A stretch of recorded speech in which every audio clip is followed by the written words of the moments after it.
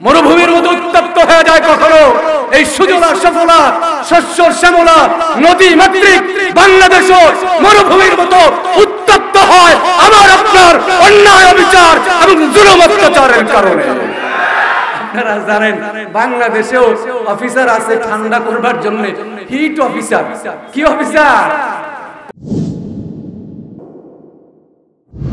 মরুভূমির মতো উত্তপ্ত হয়ে যায় কখনো এই সুজলা সফলা শস্য শ্যামলা নদী মাতৃক বাংলাদেশও মরুভূমির মতো উত্তপ্ত হয় আমার আপনার অন্যায় অবিচার এবং জুলুম অত্যাচারের কারণে।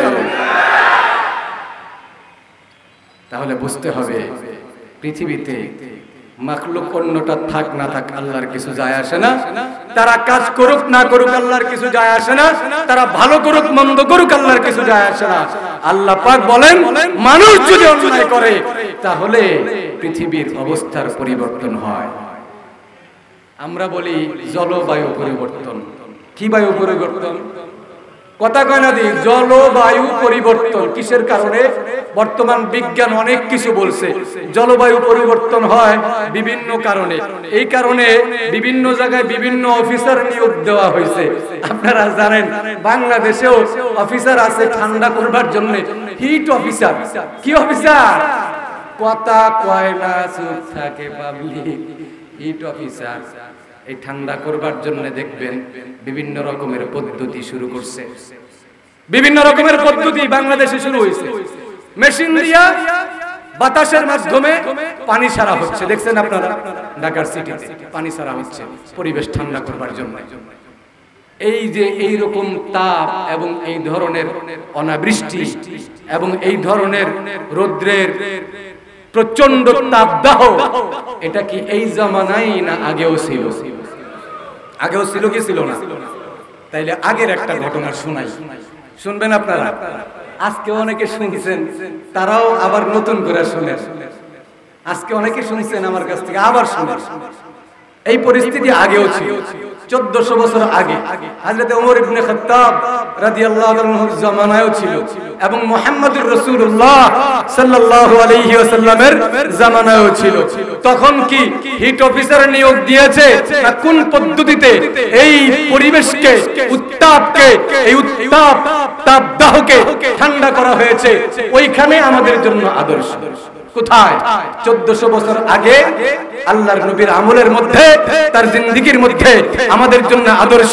আল্লাহর নবী কোনো হিট অফিসার নিয়োগ দেন নাই। আল্লাহর নবী কি করেছেন?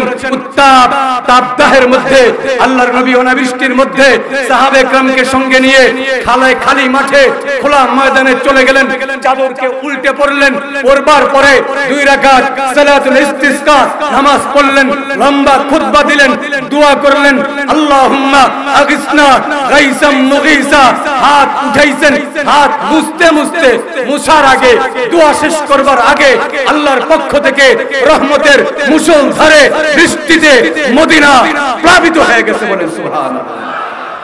জমিনটা ঠান্ডা হয়ে গেছে। এর দীর্ঘদিন পরের কথা, আল্লাহর নবীর ইন্তেকালের পরে হযরত আবু বকরের জামানা চলছে। উনি খেলাফত কাল শেষ করছেন, ইন্তেকাল করে চলে গেছেন। হযরত ওমরের জামানা চলতেছে। 5-7 বছর পার হয়ে গেছে। মদিনায় আবার দুর্ভিক্ষ শুরু হয়েছে। অনাবৃষ্টির কারণে গাছগুলো শুকায় কাঠ হয়ে গেছে, একটা ফল ধরে না, গাছের পাতা সব ঝরে পড়ে যাচ্ছে। এমন পরিস্থিতি হয়েছে যে পশু পাখির শরীরে পর্যন্ত রক্ত ছিল না। এক গ্রাম্য লোক, গ্রাম্য এক সাহাবী, এক মুসলিম, একজন সাধারণ জনতা, একটা সাধারণ মানুষ, একজন মূর্খ মানুষ, সে নিজের পশু জবাই করতে গেছে। ছাগল, কি ছাগল জবাই করতে গেছে। বিসমিল্লাহ আল্লাহু আকবার বলে পোজ দিছে। প্রথম পোজ দেখে রক্ত নাই, দ্বিতীয় পোজ দিছে রক্ত নাই, তৃতীয় পোজ দিছে রক্ত নাই। জবাই শেষ হয়ে গেছে, এক ফোঁটা রক্ত শরীরের মধ্যে নাই।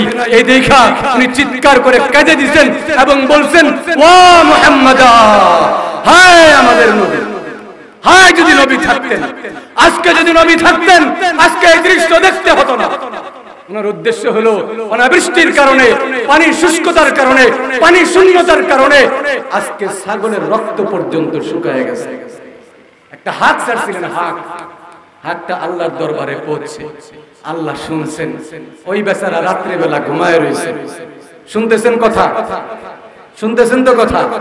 আমার আপনার প্রত্যেকের জন্য শিক্ষা, কারণ আল্লাহ পাক নিজে বলেছেন তোমার নবীর জীবনের মধ্যে তোমার জন্য শিক্ষা আছে, উত্তম শিক্ষা আছে, সবচেয়ে সুন্দর শিক্ষা আছে।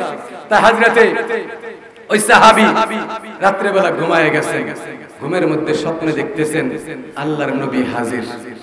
কে? স্বপ্নে আল্লাহর নবী হাজির, মাথার কাছে এসে সালাম করছে, আসসালামু আলাইকা। ওই বেচারা ঘুমের মধ্যে উত্তর দিয়েছে, ওয়া আলাইকাস সালাম ইয়া রাসূলুল্লাহ। লাফ দিয়া দাঁড়ায় গেছে, আল্লাহর নবীকে দেখে দাঁড়ায় গেছে। কতদিন পরে দেখছে ইন্তেকাল হয়ে গেছে, স্বপ্নেই বুঝতেছে। আল্লাহর নবী সাল্লাল্লাহু আলাইহি ওয়াসাল্লামকে জিজ্ঞেস করলেন, ইয়া রাসূলুল্লাহ কেমন আছেন? কয় আছি তো আলহামদুলিল্লাহ, কিন্তু আমি একটা সমস্যায় আছি, একটা পেরেশানিতে আছি, একটা টেনশনে আছি।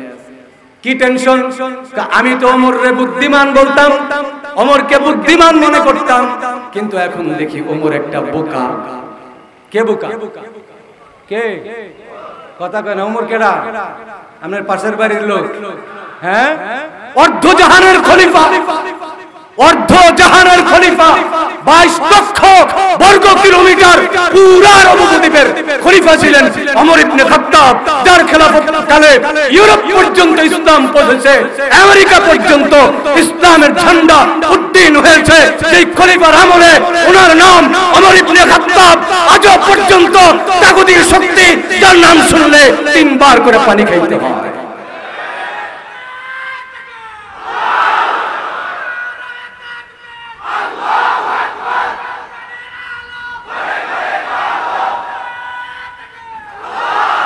ওমর ইবনে খাত্তাব, আল্লাহর নবী বললেন আমি তো ওমররে চালাক মনে করতাম, এখন দেখি ওমর বোকা। এই সাহাবী আশ্চর্য হয়ে গেছে, কয় কি? এই কথা শুনতে শুনতেই ঘুম ভেঙে গেছে। ঘুম ভেঙে দেখে ঘুমের থেকে উঠলেন, আল্লাহর নবী নাই। দৌড়ে মসজিদে গেছেন শেষ রাতে, যা দেখে মসজিদের মধ্যে হযরত ওমর ইবনে খাত্তাব তাহাজ্জুদ পড়ে আল্লাহর সামনে দাঁড়ায় দাঁড়ায় ইবাদত করতেছে। ওই সাহাবীও মসজিদে ঢুকছেন, তো আল্লাহর নবী সাল্লাল্লাহু আলাইহি ওয়াসাল্লামের সাহাবী তার খলিফা ওমর ইবনে খাত্তাব সালাম ফিরানোর সঙ্গে সঙ্গে সামনে গিয়ে ঠাস করে বসছে। গ্রাম্য সাহাবী, সাধারণ একজন জন, যায় বলতেছে, আসসালামু আলাইকা ইয়া খলিফাতুল মুসলিমিন, খলিফাতুল মুসলিমিন আপনার উপরে শান্তি বর্ষিত হোক। কি ব্যাপার, এত রাতে কোথা থেকে তুমি আসলা? খলিফা জিজ্ঞাসা করতেছে, কয় একটা দুর্ঘটনা, দুঃস্বপ্ন দেখছি, ভয়ঙ্কর এক দুঃস্বপ্ন দেখেছি খলিফাতুল মুসলিমিন। আমি ভয়ঙ্কর এক দুঃস্বপ্ন দেখে ঘুম ভেঙে গেছে, দৌড়ে আপনার খোঁজে আপনার কাছে আসছি এবং দুঃস্বপ্নটা আপনাকে নিয়ে। ওমরের 12টা বাজে গেছে। ওমর কয় কি বলো, দুঃস্বপ্নটা কি একটু বর্ণনা করবা নাকি? বলতেছি শুনেন। রাত্রে বেলা ঘুমায়েছিলাম, আজকের দিনের ঘটনা থেকে শুরু করি। দিনের বেলা ছাগল জবাই করছি, রক্ত নাই, ভিতরে একটা মোচড় দিছে, একটা হাঁক আসছে ভিতর থেকে, আয়। যদি আজকে রাসূল সাল্লাল্লাহু আলাইহি ওয়াসাল্লাম থাকতেন এই পরিস্থিতি আর দেখতে হইতো না। এই টেনশন নিয়ে ঘুমাইছি। রাত্রে বেলা স্বপ্নে দেখি আল্লাহর নবী সালাম দিয়ে ঘরে ঢুকছেন, আমি সালামের উত্তর দিয়ে দাঁড়াইছি। আল্লাহর নবী বললেন যে আমি ওমর রে বুদ্ধিমান মনে করতাম, ওমর দেখি বোকা। ওমর শুনলে বুঝি খুব মজা লাগছে না? কি কন, প্রধানমন্ত্রী যদি যায় এখন আমি একটা ব্যাখ্যা, প্রধানমন্ত্রী আপনারা ছেড়ে দিব? কি কন, ছেড়ে দিব? হ্যাঁ, এমপি সাহেবরে যা কয়ে দেখেন, চেয়ারম্যান সাহেবরে বলে দেখেন তো অবস্থা কি হয়। খলিফাতুল মুসলিমিনের সামনে এই ভদ্রলোক বলতেছে আল্লাহর নবী বলছেন আপনি বোকা, আপনারা চালাক মনে করতে, আপনি নাকি বোকা। হযরত ওমরের ঘুম হারাম হয়ে গেছে। হযরত ওমরের মাথার উপরে আসমান ভেঙে পড়ছে। হযরত ওমর পেরেশান, চিন্তায় থরথর করে কাঁপতেছে, চোখ দিয়ে টপ টপ করে পানি পড়তেছে, দোয়া করতেছে, মাওলায়ে কারীম আপনি আমার চোখ খুলে দেন, আমি বোকামি কোন জায়গাটায় করলাম? কারণ আমার নবী উনি যদি আমারে বোকা বলে তাহলে আমার বাঁচার আর কোনো রাস্তা নাই। আমার নবী যদি আমারে বোকা বলে বাঁচার আর কোনো রাস্তা নাই। হযরত ওমর বললেন ঠিক আছে বসো, দেখি ফজরের নামাজ পড়ি, এরপরে সমস্ত মানুষকে জিজ্ঞাসা করব আমার বোকামিটা কোন জায়গায়। ফজরের নামাজ আদায় করলেন হযরত ওমর, ফজরের নামাজ আদায় করলেন, হুজুর আসছে, ফজরের নামাজ আদায় করলেন সবাই রেনিয়া। জুনায়েদ আল হাবিব সাহেব চলে আসছেন, 7-8 মিনিটের মধ্যে স্টেজে আসবেন। আপনারা যারা ধারণা আছে একটু বসে পড়েন, হুজুর কিন্তু হুজুর কিন্তু এগুলো এলোমেলো পছন্দ করেন না, এজন্য বসে পড়েন, জায়গা নিয়ে বসে পড়েন। চলে আসছেন আমাদের মাঝে আজকের প্রধান বক্তা এবং খতিবে বাঙ্গাল আল্লামা জুনায়েদ আল হাবিব। বসেন সবাই, বসেন। তো বলতেছিলাম, কি বলছিলাম? হযরত ওমর ফজরের নামাজ আদায় করলেন জামাতের সাথে। আদায় করবার পরে সবাইরে নিয়ে বসলেন। বৈশা হযরত ওমর মিম্বরে উঠলেন। উঠার সবার সামনে জিজ্ঞেস করলেন সালাম দিয়ে, আমারে কোন জায়গায় আমার ভুল ত্রুটি আছে ধরায় দাও। তো সবাই বলে খলিফাতুল মুসলিমিন সমস্যাটা কোথায়? সমস্যা আছে, আগে বলো আমি কোন ভুলটা করছি। কেউ কোনো উত্তর নাই। বলে যে আগে ঘটনা কি শোনা। হযরত ওমর বলেন, এই লোকটা স্বপ্নে দেখছে আল্লাহর নবী আয়েশা বলতেছে আমারে আল্লাহর নবী চালাক মনে করতো, আমি নাকি বোকা। এই প্রশ্নের উত্তর তোমরা খুঁজে বের করো, নচেত আমার জাহান্নাম ছাড়া কোনো রাস্তা নাই, আমার বাঁচার কোনো উপায় নাই, আমার বাঁচবার কোনো পথ নাই, আমি নিরাশ হয়ে যাচ্ছি, তোমরা তাড়াতাড়ি বলো। মাঝখান থেকে একেবারে বুড়াসুরা একদম গন্ড মূর্খ টাইপের একজন সাদা সিধা মুরব্বী দাঁড়াইছে। দাঁড়ায় খলিফাতুল মুসলিমিন, আমার মাথায় একটা কথা আসছে, যদি আপনি কিছু মনে না করেন বলবো। খলিফাতুল মুসলিমিন বলেন, অবশ্যই বলেন। তো ওই ভদ্রলোক দাঁড়ায় বলতেছে, খলিফাতুল মুসলিমিন, এই যে অনাবৃষ্টির সময় আমরা কি করতেছি? মদিনাতে দুর্ভিক্ষ, অনাবৃষ্টির কারণে ফসল শেষ হয়ে গেছে। আমাদের করণীয়টা কি? কি পদক্ষেপ আপনি গ্রহণ করছেন রাষ্ট্রীয়ভাবে? হযরত ওমর বলেন, পদক্ষেপ তো নিছি, ত্রাণ বিতরণ করতেছি। ত্রাণ কোত্থেকে আসছে? বলে মিশর থেকে আসছে। ত্রাণ বিতরণ করছে। আমর ইবনে আসের কাছে হযরত ওমর চিঠি লিখছেন, মদিনায় দুর্ভিক্ষ, অনাবৃষ্টির কারণে ফসল হয় নাই, ত্রাণ পাঠাও। হযরত আমর ইবনে আস, মিশরে সবচেয়ে বেশি ফসল হয়, এখনো পর্যন্ত বিশ্বের সবচেয়ে দামি ফসল মিশরেই হয়। আমর ইবনে আস বলেন, খলিফাতুল মুসলিমিন চিঠির অপর প্রান্তে লিখে দিয়েছেন, প্রথম উটটা যখন মদিনায় পৌঁছবে, শেষ উটটা তখন মিশর থেকে রওনা হবে। অর্থাৎ মদিনা থেকে মিশর পর্যন্ত, মিশরের রাজধানী কায়রো পর্যন্ত রাস্তার প্রত্যেকটা রাস্তার একেবারে কানায় কানায় একটা উটের পিছনে একটা উট লাগানো থাকবে। এই পরিমাণ ত্রাণ আমি মদিনার জন্য পাঠাইতেছি। এই পদক্ষেপ নিছি, ত্রাণ বিতরণ করতেছি। তো ওই মুরব্বী বলতেছে, খলিফাতুল মুসলিমিন, যদি কিছু মনে না করেন তাইলে আমি আপনার কাছে জিজ্ঞাসা করতে পারি বিনীতভাবে যে আল্লাহর নবীর জামানায় অনাবৃষ্টি হয়েছে কি হয় নাই? খলিফাতুল মুসলিমিন বলেন, হ্যাঁ হয়েছে। আল্লাহর নবী কি করছেন? মিশরে চিঠি লিখছেন। কেন মিশরে চিঠি লেখেন নাই? কি করছেন? আল্লাহর নবী আমাদেরকে নিয়ে মদিনার বাইরে মরুভূমির মধ্যে গিয়া সালাতুল ইস্তিসকা পড়ছেন। কি পড়ছেন? কি পড়ছেন বলেন? হিট অফিসার নিয়োগ দিয়ে নয়, ত্রাণ সামগ্রী বিতরণের মাধ্যমে নয়, বাংলার জমিন ঠান্ডা হবে নামাজের মাধ্যমে, নামাজের মাধ্যমে, নামাজের মাধ্যমে।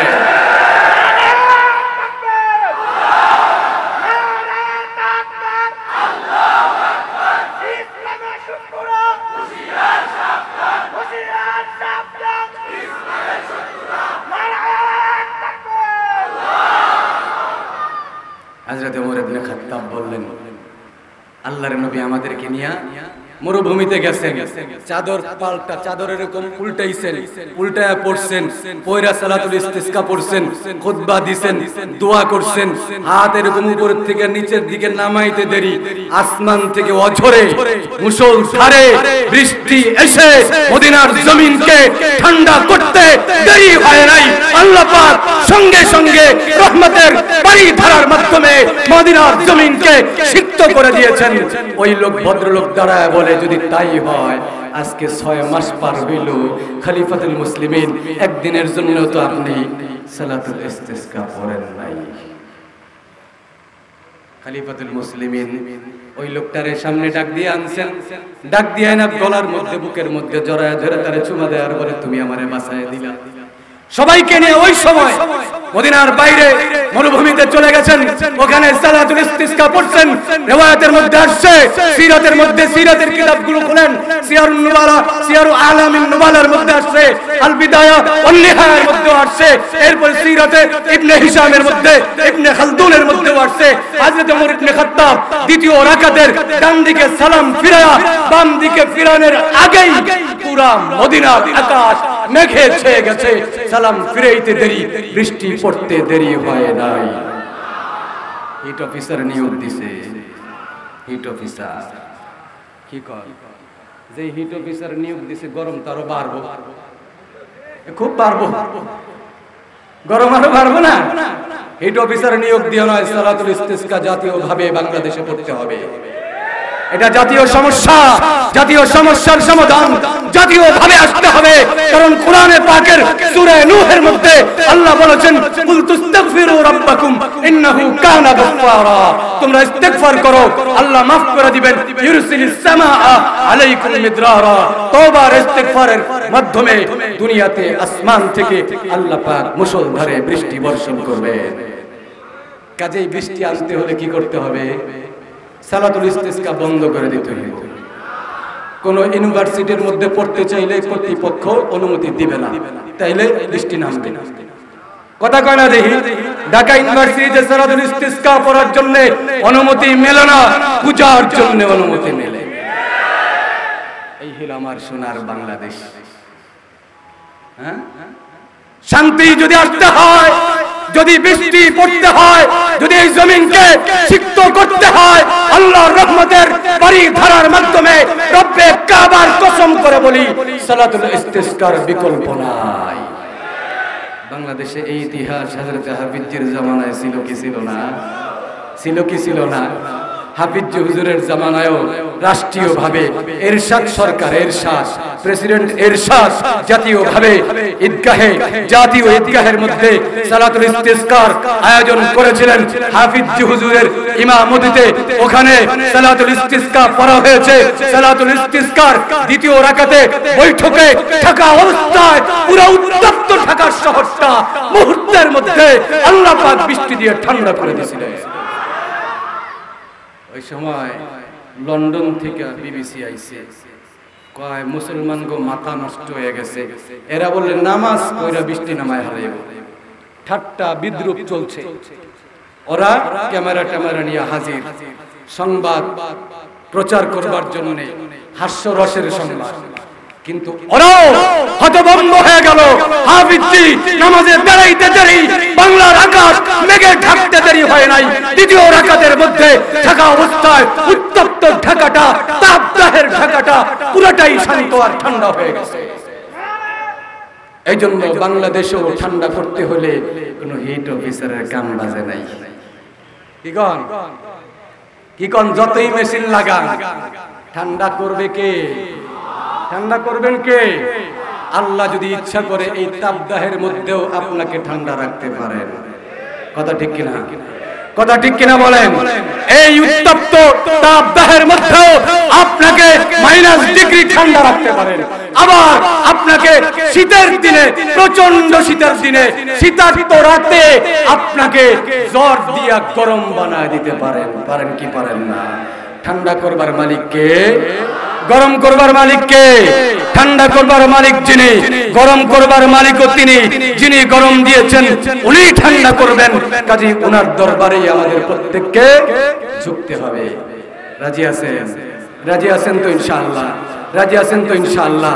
আল্লাহ নবী সাল্লাল্লাহু আলাইহি ওয়াসাল্লাম ইরশাদ করেছেন, ইন্না শিদ্দাতাল হার, ইন্না শিদ্দাতাল হার মিন ফাইহি জাহান্নাম। আল্লাহর নবী বলেন, শোনো শোনো, প্রচন্ড গরমের তাপদাহ, গরমের প্রচন্ডতা, গরম বেশিটা, এইটা জাহান্নামের নিঃশ্বাস। বলেন নাউজুবিল্লাহ, বলেন নাউজুবিল্লাহ। এটা কি? জাহান্নামের নিঃশ্বাস হলো উত্তপ্ত তাপদাহ। এটা কিসের নিঃশ্বাস? আল্লাহর নবী বললেন, এরকম পরিস্থিতি যদি হয় তাইলে তোমরা হিট অফিসার নিয়োগ দিয়ে দাও। নাকি? হ্যাঁ, ঠান্ডা করবেন কেমনে? এসি লাগায় নাও। ঠান্ডা করবেন কেমনে? দোকানের মধ্যে গিয়ে চার্জার ফ্যানের ব্যবস্থা করো। ঠান্ডা করবেন কেমনে? এয়ার কুলারের ব্যবস্থা করো। ঠান্ডা করবেন কেমনে? বিশাল বিশাল পানির ট্যাঙ্কার দিয়ে এরপরে আপনার মেশিনের মাধ্যমে পানি স্প্রে করো না। আল্লাহর নবী বলেছেন, ফাবরিদুহা বিসসালাহ। এইরকম তাপদাহে তোমরা নামাজের মাধ্যমে তাপদাহকে ঠান্ডা করো। নামাজ ছাড়া এই গরম ঠান্ডা হবে না। কথা বলেন ঠিক কিনা? নামাজ ছাড়া এই গরম ঠান্ডা হবে না। মুহাম্মদুর রাসূলুল্লাহর তরিকা ছাড়া তাপদাহ ঠান্ডা হতে পারে না। আল্লাহর নবীর তরিকার বাইরে তাপদাহ ঠান্ডা হতে পারে না। আল্লাহর হুকুমের বাইরে তাপদাহ ঠান্ডা হতে পারে না। এই জন্য আসেন সারা বাংলার আনাচে কানাচে, প্রত্যেক জেলায় জেলায়, প্রত্যেক থানায় থানায়, প্রত্যেক ইউনিয়নে ইউনিয়নে ওলামায়ে কেরামের নেতৃত্বে সালাতুল ইস্তিসকার ব্যবস্থার মাধ্যমে বাংলার জমিনকে আল্লাহ পাকের রহমতের পরিধারার মাধ্যমে আমরা শান্ত করি, ঠান্ডা করি, আল্লাহর গজবকে দূর করি। আল্লাহ পাক আমাদের সকলকে আমল করবার তৌফিক দান করেন। আমিন। ওয়া আখিরু দাওয়ানা আনিল হামদুলিল্লাহি রাব্বিল আলামিন।